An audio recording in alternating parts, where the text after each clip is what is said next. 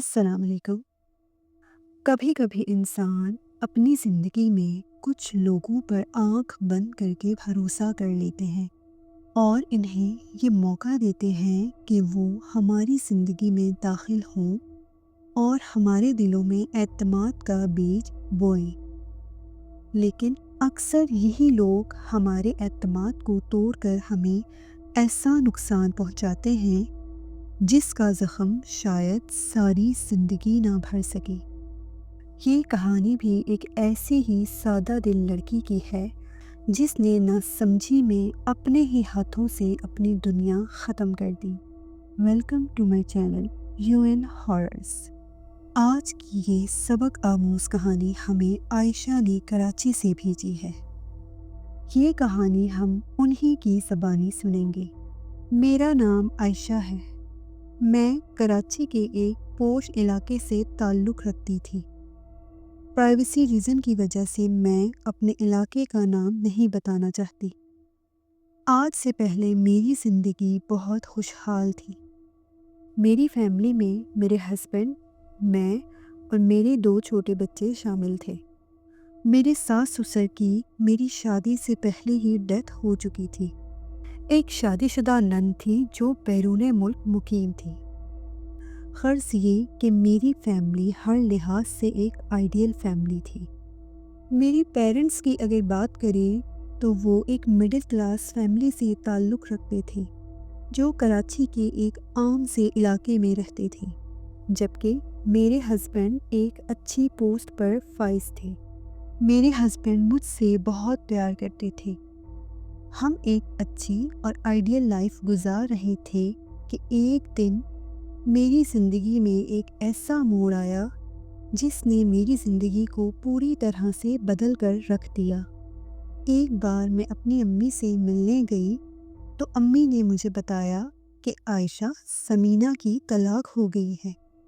یہ سنتے ہی میرے پاؤں تلے سے زمین نکل گئی، کیونکہ سمینہ میری بہت اچھی بچپن کی سہیلی تھی۔ اس کی اور میری شادی تقریباً آگے پیچھے ہی ہوئی تھی، لیکن 7 سال کے اس عرصے میں اس کی اولاد نہ ہو سکی تھی۔ شاید یہی بات اس کی طلاق کی وجہ بنی تھی۔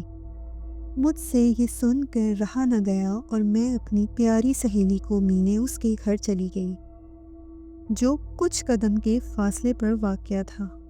جب میں اس سے ملی تو میں اسے دیکھ کر حیران رہ گئی۔ وہ بہت کمزور اور بیمار لگ رہی تھی۔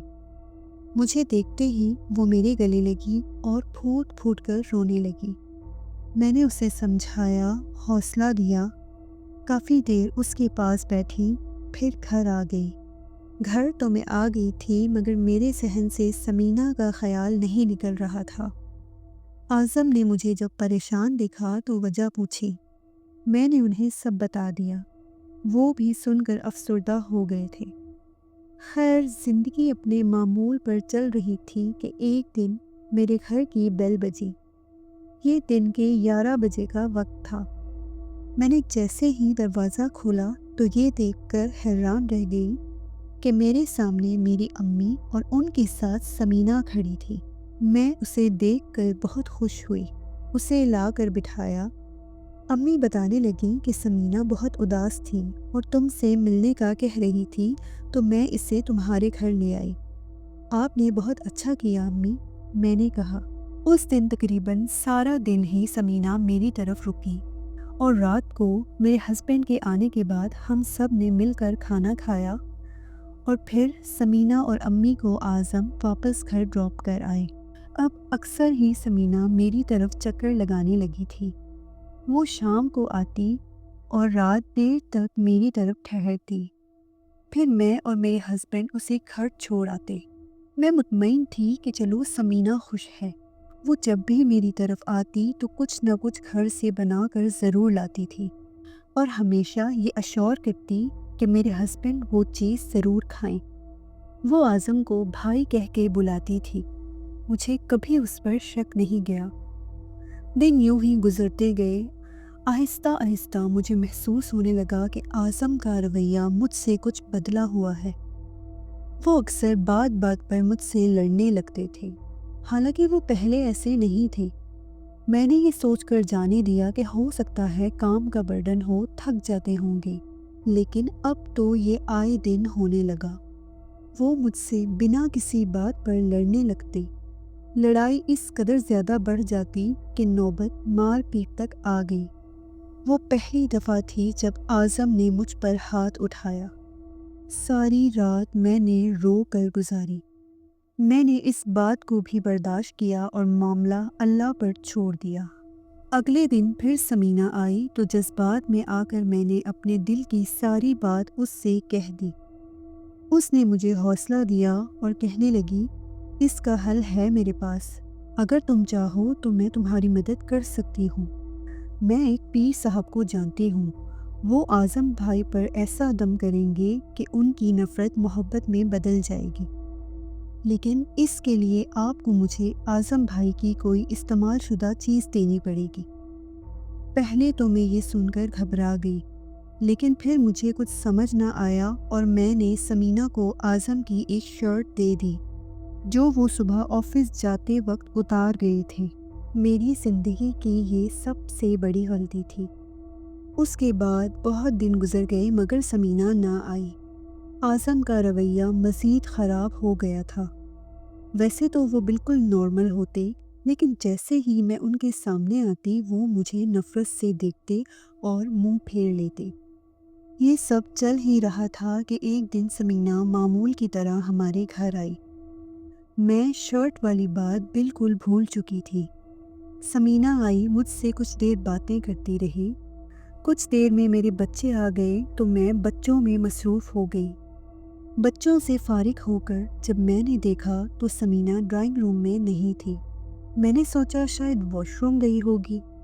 ابھی میں یہ سوچ ہی رہی تھی تو میں نے دیکھا کہ وہ اوپر سے یعنی میرے بیڈ روم سے نیچے آ رہی ہے۔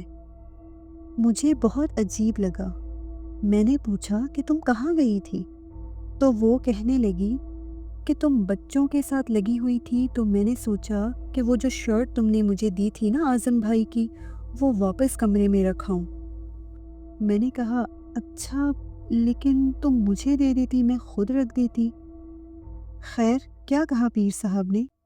میں نے پوچھا تو وہ کہنے لگی، پیر صاحب کہہ رہے ہیں کہ سب ٹھیک ہے، کوئی ایسا مسئلہ نہیں ہے، کچھ دنوں میں ہی اعظم بھائی بالکل ٹھیک ہو جائیں گے۔ آج وہ رکی نہیں اور مصروفیت کا بہانہ کر کے چلی گئی۔ اس رات ہم سب سو رہے تھے کہ اچانک مجھے ایسا محسوس ہونے لگا کہ جیسے کوئی میرا گلا دبا رہا ہے۔ میں جاگ رہی تھی مگر ہل نہیں پا رہی تھی۔ چیخنا چاہتی تھی مگر آواز میرے گلے میں ہی پھنس گئی تھی۔ مجھے ایسا لگ رہا تھا کہ آج میرا آخری دن ہے۔ دل ہی دل میں اللہ کو یاد کرنے لگی اور آیت الکرسی پڑھنے لگی۔ کچھ ہی دیر میں اس کیفیت سے باہر آ گئی اور گھبرا کر اٹھ بیٹھی۔ اعظم کی طرف دیکھا تو وہ سو رہے تھے۔ میں نے خود کو نارمل کیا اور انہیں جگانا مناسب نہیں سمجھا۔ میری طبیعت دن بدن خراب ہوتی جا رہی تھی۔ سارے ٹیسٹ کروا لیے مگر میری بیماری سمجھ نہیں آ رہی تھی۔ اعظم مجھ سے اور بچوں سے دن بدن غافل ہوتے جا رہے تھے۔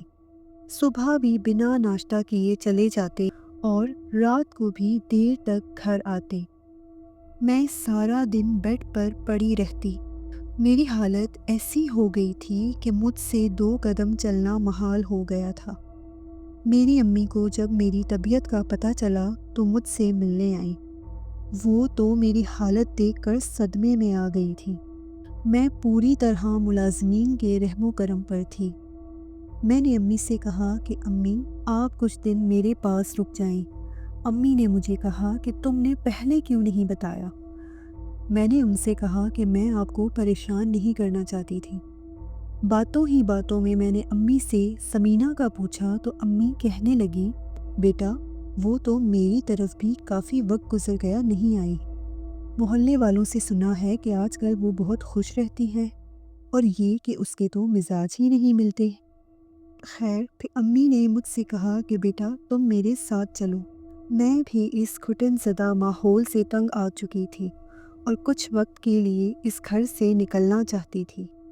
میں امی کی طرف آ گئی۔ امی کی طرف بھی آنے کے بعد میری طبیعت میں کچھ بدلاؤ نہ آیا۔ اعظم تو مجھے فون تک نہیں کرتے تھے۔ میں نے ایک بات نوٹس کی تھی کہ سمینہ مجھے ایک بار بھی ملنے نہ آئی تھی۔ وہ سہیلی جو میرے بغیر رہ نہیں سکتی تھی، میری اس قدر بری حالت کے باوجود بھی مجھے ملنے تک نہ آئی۔ ایک دن ہمارے گھر ایک محلے کی آنٹی آئیں۔ انہوں نے جب میرے سارے معاملات دیکھے تو امی سے کہنے لگی، صفیہ خالہ، آپ کی بیٹی پر تو روحانی معاملات لگتے ہیں، میری مانے تو آپ اسے کسی عالم کو دکھائیں۔ امی یہ بات سن کر سوچ میں پڑ گئیں اور اگلے ہی دن امی مجھے محلے کے ایک عالم صاحب کے پاس لے گئیں۔ انہوں نے مجھے دیکھا اور میرے سر پر ہاتھ رکھ کر کچھ پڑھنے لگے۔ تھوڑی دیر ہی گزری تھی تو انہوں نے امی سے کہا کہ اس بچی پر شدید کالا علم کروایا گیا ہے، اور جس نے بھی کروایا ہے وہ اس بچی کے بہت قریب تھی۔ یہ جادو اس کی پوری فیملی پر کیا گیا ہے، یہاں تک کہ اس کے ہسبینڈ پر بھی۔ جادو اس لیے کروایا گیا ہے کہ ان دونوں کی طلاق ہو جائے یا پھر اس بچی کی موت ہو جائے۔ جادو اس کے اور اس کے خاوند کی استعمال شدہ چیز پر کروایا گیا ہے۔ امی یہ سن کر بہت پریشان ہو گئیں اور عالم صاحب سے کہنے لگی، کیا اس کا کوئی حل ہے؟ بی بی، حل تو تھا مگر آپ نے بہت دیر کر دی۔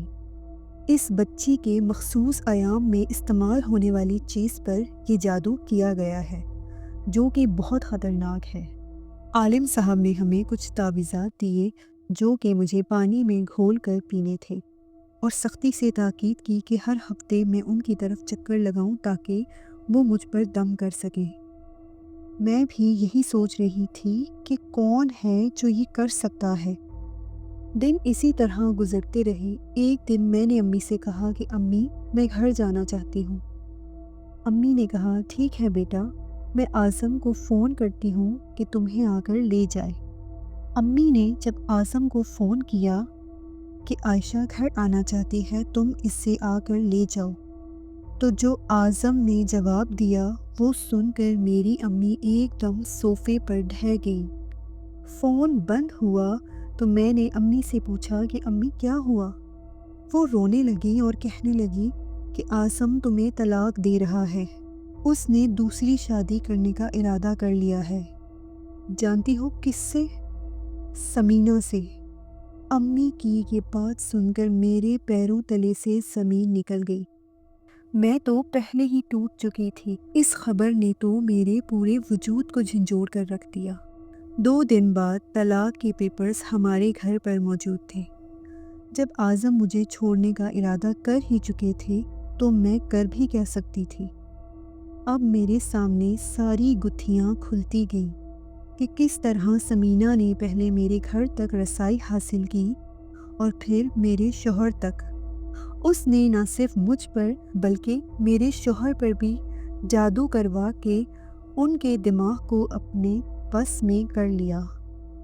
میری یہ کہانی سب عورتوں کے لیے سبق ہے کہ چاہے آپ کی کتنی ہی اچھی سہیلی کیوں نہ ہو، اپنے پرسنلز کبھی کسی کے ساتھ شیئر نہ کریں، نہ ہی ان کو خود میں اتنا انوالو کریں کہ وہ آپ کے گھر کی مالک بن کر بیٹھ جائیں۔